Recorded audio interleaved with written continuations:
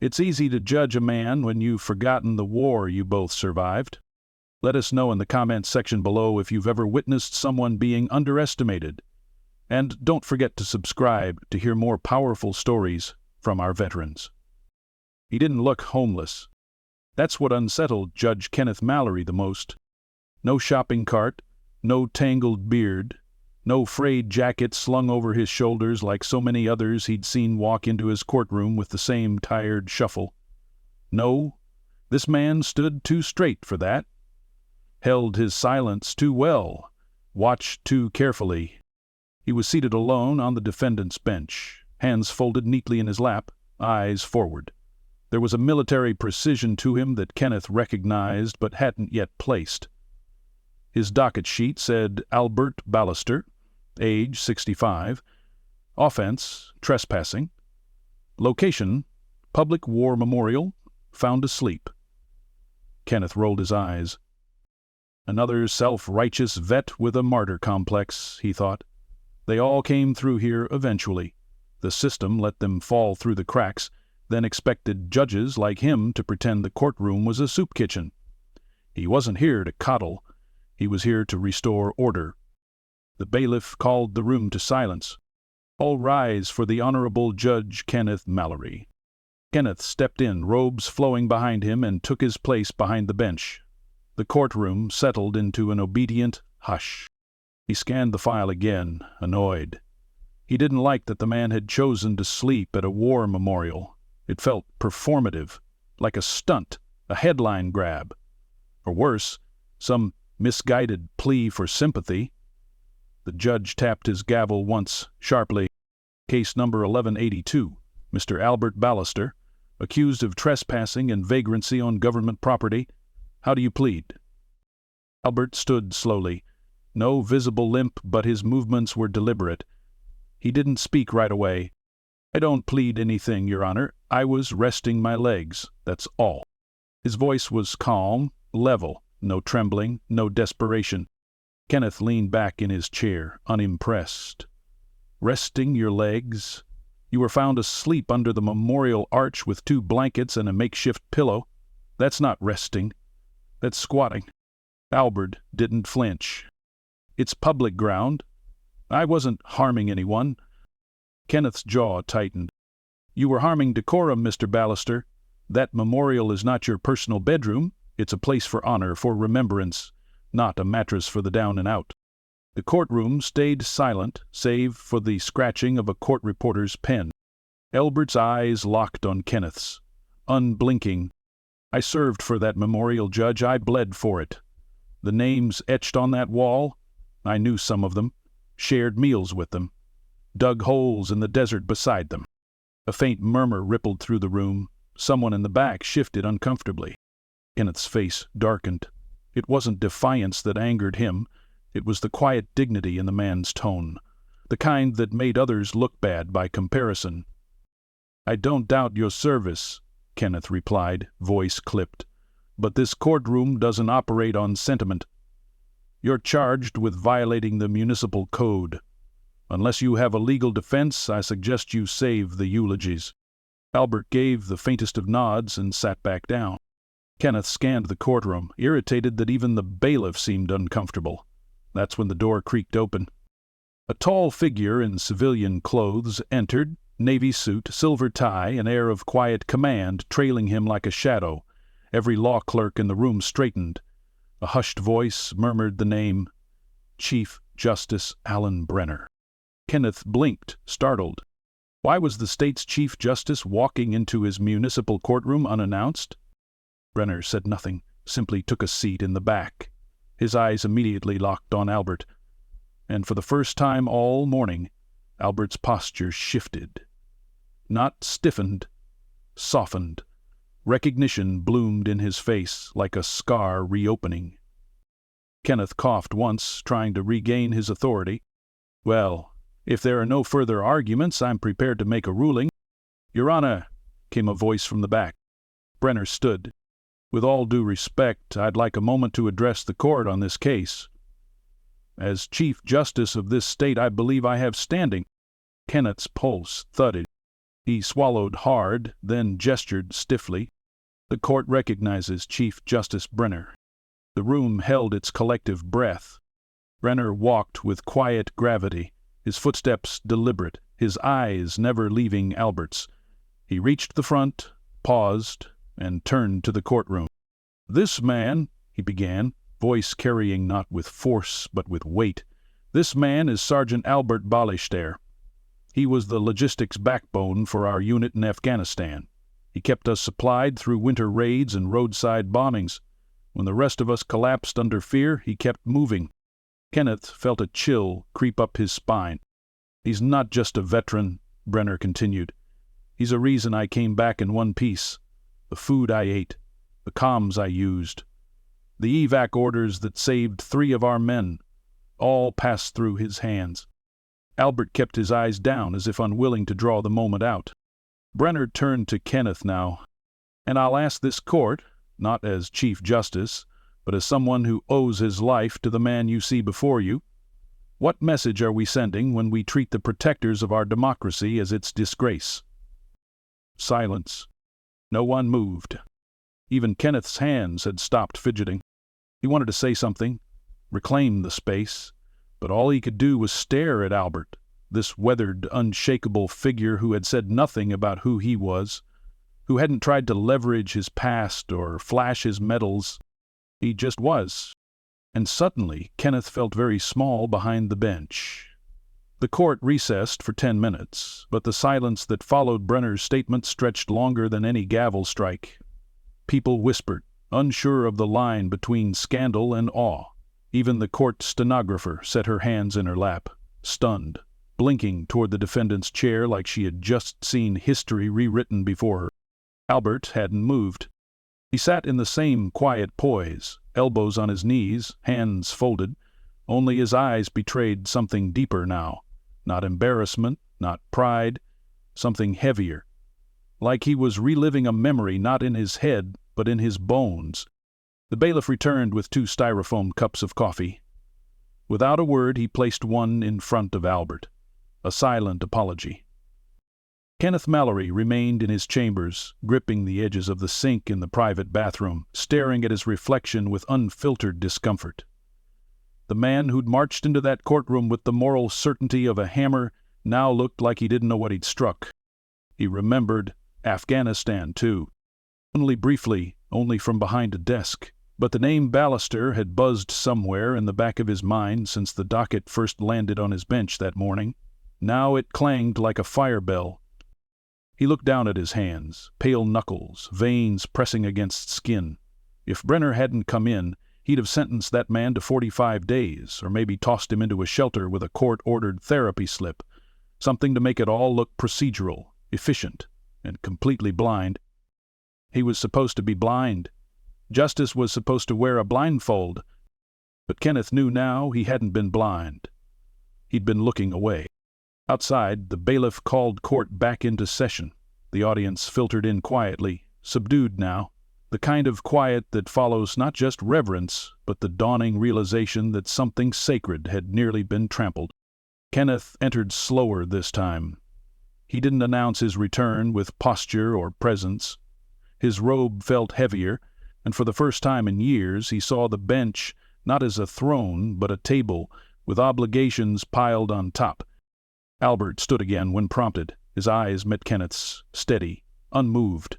There was no hostility in them, just an earned patience, the kind of patience that doesn't flinch when the wind changes because it's already weathered worse.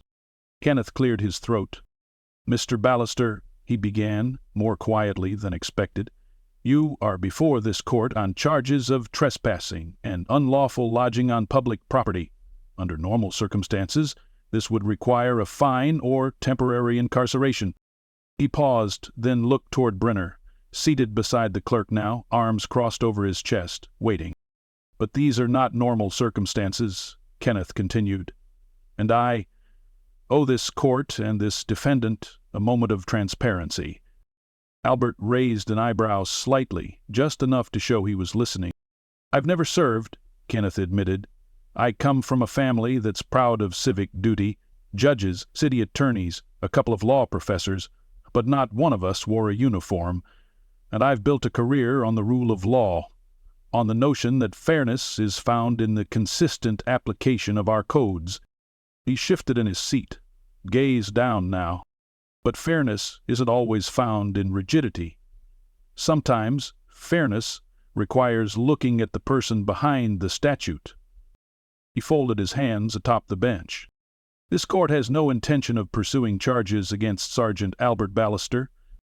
The courtroom let out a collective exhale, like the walls themselves had been waiting for a verdict of conscience. Albert didn't smile. He simply nodded. Once Kenneth wasn't finished. "But I am also not content to let this moment pass as mere procedural reversal. This was nearly a miscarriage of dignity, of memory, of basic decency." He turned toward Brenner again. "Chief Justice Brenner, if you would allow it, I believe there's a conversation worth having, beyond this courtroom, about how our system handles veterans in crisis, about how quickly we shift from gratitude to disregard." Brenner stood, eyes narrowing thoughtfully. "I would welcome that conversation, Judge Mallory. Perhaps it's long overdue." Kenneth looked at Albert again, softer now. "Mr. Ballester, you are free to go. If you need a place to stay tonight, I will personally coordinate with the Veterans Outreach Center. You shouldn't have had to spend even one night beneath the memorial you helped make sacred." Albert inhaled slowly, the first real breath he'd taken since entering the room. "Thank you, Your Honor," he said, voice quiet but full. He turned to leave, but Brunner stood, hand raised. "Sergeant Ballester, wait." Albert paused mid-step. "There's a car waiting outside," Brenner said. "I'd be honored if you'd let me buy you lunch, or maybe just sit, like old times." Albert looked at him then, really looked, and for a flash the soldier in him returned, the one who had dug trench lines and inventory under mortar fire, the one who once carried Brenner, unconscious and bleeding, across 1/2 kilometer of desert to safety. "I'd like that," he said simply. As the two men left the courtroom together, Kenneth remained behind, robe resting on the back of his chair. He sat in silence for a long while, then reached for his pen and pulled a legal pad toward him. At the top he wrote, "Veteran Court Diversion Program, Proposal Draft." The next line he wrote slower, as if weighing every word. "Justice is not a machine, it's a memory. One we owe to those who protected ours." Outside, in the hallway, a woman approached Albert. Late 20s, tight ponytail, clipboard in hand. "I saw what happened," she said, a little breathless. "Would you ever be willing to speak at my high school's Veterans Appreciation Day?" Albert looked at Brenner, who shrugged as if to say, "Up to you." Albert smiled. Not broadly, but enough. "We'll see," he said. "Depends if they got good coffee." And with that the door closed behind them. In the gallery one man remained seated long after the crowd had thinned, a young clerk. Navy suit, no tie. He stared at the empty defendant's bench, eyes still locked on the spot where Albert had been. He pulled out his phone, typed a single sentence into a message draft, then hit send. "Today I saw what respect looks like. I've been getting it wrong." Then he stood and walked out into the afternoon light. The diner wasn't fancy. Plastic menus with faded photos, chipped white mugs, the constant hiss of an old espresso machine working harder than it had to. But for Albert Ballester, it was perfect. It wasn't about the food, it was about the silence between bites. The peace of being able to breathe without suspicion curling around him like cigarette smoke. He sat in the corner booth facing the door, an old habit he never kicked. Chief Justice Brenner was across from him, jacket off, sleeves rolled up, tie loosened just enough to signal this was no longer a courtroom. Albert stirred his black coffee once, twice, then let the spoon rest in the saucer. "I didn't expect you to walk in that day," he said, finally breaking the silence. Brenner smiled faintly, looking up from his grilled cheese. "I didn't expect to either. Something told me I needed to be there." Albert studied him. "You believe in that kind of thing? Gut instinct?" "I used to think it was nonsense," Brenner said, sipping his water.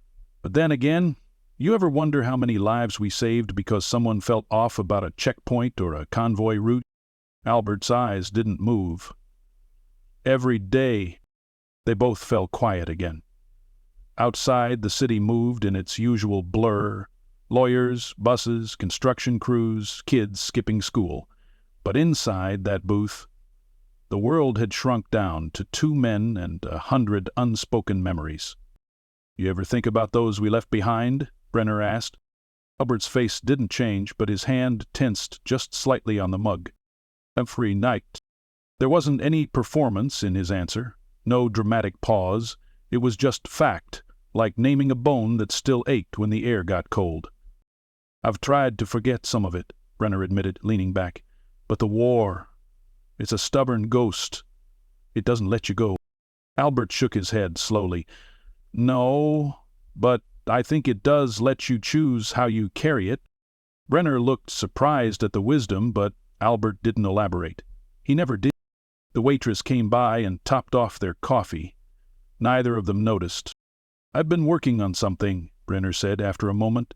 An initiative. With Mallory, actually. I think he's had a real change of heart. Albert raised an eyebrow. You tell me the gavel polisher wants to help vets now? Maybe not in those words, Brenner chuckled. But yes. He started sketching out a program. Court diversion. Mental health evaluation before prosecution. Case managers who actually listen. Albert stared out the window for a while, then back at him. About time. Brenner nodded. We'd like your help. Albert didn't answer immediately. He reached into the inside pocket of his coat and pulled out a small, battered notebook. No bigger than a postcard. Its cover was peeling and the corners were worn soft. He flipped through it slowly. Handwritten names, dates, brief notations. They're not all still alive, he said, but some of them are. Guys like me. Women, too. Ones who disappeared into the cracks. Brenner leaned forward, suddenly very still. I want to find them, Albert said. Not just for your program. For me. Because if we don't tell their stories, nobody will. Brenner exhaled slowly. You'll have a platform. I'll make sure of it. Albert nodded once, then closed the notebook and returned it to his coat. His eyes softened, but there was a flicker of something else behind them. Something unfinished. You know, I wasn't always like this, he said quietly. Brenner tilted his head. Like what? The word lingered like smoke from a distant explosion. Albert wasn't talking about the courtroom, or the streets, or even the nights under the memorial arch. I had a wife once, he said. Rosa. She was strong. The kind who made you better just by being in the room. She waited through 2 tours, sent care packages, wrote letters. Hell, even sent me poems when I was in Kandahar. Brenner swallowed hard. He'd never heard Albert talk like this. She died 2 years after I came back. Cancer. Fast. Unfair. Albert's voice cracked slightly, but he didn't let it falter. She was the one thing that made the noise quiet. After she was gone, the quiet just turned into emptiness. Brenner said nothing. I didn't start drinking. Didn't lash out. I just stopped trying. Stopped asking for help. Figured maybe if I lived like a ghost, the ghosts would leave me alone. Albert looked up, eyes sharp now. But that's not what happens. You fade out of society, sure. But the ghosts, they stay. They move in. They memorize your routines. They start talking to you like old friends. Brenner felt the sting behind his eyes, but blinked it away. He'd had his own ghosts. You were never hollow, he said quietly. You were grieving, and nobody saw it. Albert nodded slowly. And that's the problem. We put uniforms on these kids, train them to survive hell, and then dump them into silence like nothing happened. We measure their worth in medals and forget about the wounds we can't see. Brenner leaned across the table. Then let's change that. Albert raised an eyebrow. You serious? I'm the Chief Justice. You think I wear the title for decoration?" Albert cracked a faint smile. "I've known you long enough to know that title fits like a rented tux." They both laughed then, a real one this time. The waitress brought the check, but neither of them moved. Albert reached for his wallet. Still a little embarrassed, maybe, but Brenner waved him off. "You saved my life in 2009. I think I can cover a tuna melt." Albert chuckled. As they stood, Brenner touched his shoulder. "I meant what I said in that courtroom about what you did for me." Albert didn't reply. He just met his eyes and nodded. Outside, they stepped into the sunlight together. The city hadn't changed. The people still rushed. The buses still hissed at red lights. But something had shifted. Not in the skyline, but between the two men.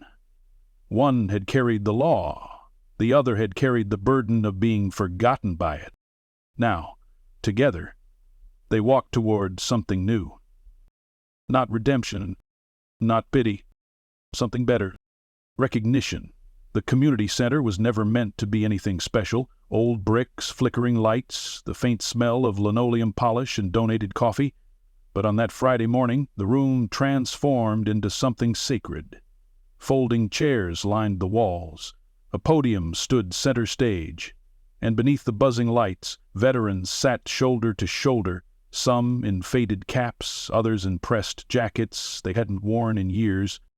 Albert Ballester stood near the back, arms crossed, face unreadable. He hadn't agreed to speak. He didn't like crowds, didn't like attention. But somehow, through a mix of quiet persistence and unspoken gratitude, Chief Justice Brenner had talked him into showing up. Brenner stood at the front, shaking hands with local officials, nodding to a few military wives in the front row. Kenneth Mallory was there, too, surprisingly. He looked different. No robe today, no gavel. Just a man in a gray suit who knew he had something to make right. At 10 sharp, the event began. Brenner stepped up to the podium and adjusted the mic.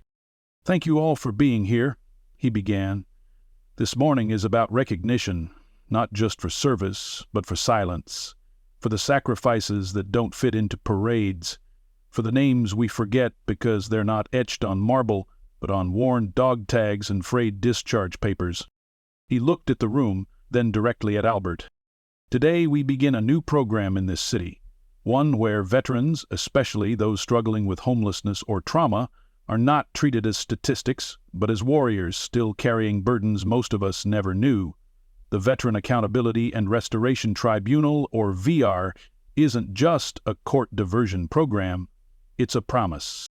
A few heads nodded. Albert remained still. Brenner continued, his voice steady. "Before we officially launch, I'd like to acknowledge the man who inspired this shift. A man who reminded us that dignity doesn't come from clean clothes or a mailing address, but from character. Someone who never asked for praise, who never even raised his voice in a courtroom where most would have shouted." He gestured to the back of the room. "Sergeant Albert Ballester, would you join me?" Albert's pulse ticked like a drum against his ribs. Every eye turned. He hated this part. Still, he stood. The walk felt longer than any ruck march he remembered, but he made it to the front, where Brenner stepped aside and offered him the mic. Albert stood there for a moment, scanning the room. The few faces looked familiar, not from war, but from the streets. Men who had once slept near him on cold benches, women who had offered him a sandwich and a smile when he hadn't had the words to say thank you. He cleared his throat. "I never planned to stand in front of a room like this," he said, voice calm. "I figured my days of being noticed were long gone. Turns out I was wrong." A few chuckles. He nodded slowly. "You see someone sleeping outside a war memorial, your first thought probably isn't, 'That guy built supply chains under mortar fire.' You just see someone broken. Or lost. And sometimes we are." The room held still. "But here's the thing. A lot of us, the ones who made it back, we're not looking for pity. We're not even looking for charity. We're looking for recognition, not for medals, for humanity.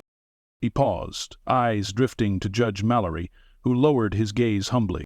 When the system forgets us, we disappear a little at a time, not all at once. We get quiet, we shrink. And then one day someone looks at us and doesn't see a veteran, doesn't see a man, just a problem to be moved along. Albert stepped back from the mic. I'm grateful to Judge Brenner and to all of you who've shown up today, but I'm here for the ones who couldn't, the ones who couldn't carry it anymore, the ones who needed this 10 years ago. I hope we're not too late. The silence that followed wasn't empty. It was full of respect, of regret, of something holy. Brenner stepped up again, placing a hand on Albert's shoulder. There's one more thing, he said, smiling faintly. Albert, the city council unanimously passed a resolution last week. Starting next month, that war memorial downtown will carry a new plaque, not just for the fallen, but for the ones who came back and kept fighting in different ways. It'll bear your name, and the names of veterans like you. Albert blinked. For the first time in decades, he didn't have words. He just nodded and sat down. That evening, Albert returned to the war memorial. The sun had just dipped behind the buildings, casting long shadows across the stone walkway. He carried a small bouquet. Nothing flashy, just wildflowers and 2 roses, one red, one white. He laid them gently at the base of the wall. Then, without ceremony, he sat down on the same bench where he'd been arrested weeks ago. But this time, no one told him to move. In fact, the bench had a new bronze plate, reserved in honor of Sergeant Albert Ballester, U.S. Army, Afghanistan veteran. A boy on a skateboard slowed down as he passed, reading the plaque aloud. His dad, walking behind him, gave Albert a respectful nod. Thank you for your service, sir. Albert smiled faintly. Thank you for seeing it, he said. 3 weeks later, the first case came through the new VARC court. A young Marine, post-deployment, shell-shocked and lost in the maze of civil code violations. Mallory presided over the hearing, but not from his usual perch. He now stood level with the defendant, leaning forward slightly, his tone less stern, more sincere. We're not here to punish you, he said. We're here to bring you back. Albert sat in the gallery that day, silently observing. And when the hearing ended, and the young Marine was referred to counseling and housing instead of jail, Albert stood and exited through the back into the sunlight. As he reached the sidewalk, his phone buzzed. A message from Brenner. Coffee tomorrow? City Hall. Planning Committee wants to name the initiative after you. Albert stared at it for a moment. Then he typed back, only if the coffee's strong. And they don't call it the Ballester Protocol. Sounds like a spy movie. Brenner replied, Deal. See you at 9. Albert smiled, tucked the phone in his pocket, and kept walking. Past the courthouse, past the buses, past the office workers, who didn't give him a second look now, not because they ignored him, but because finally he belonged. And for the first time in a long, long while, Albert Ballester felt visible. He wasn't a case file anymore. He was a man again, respected, remembered, and home.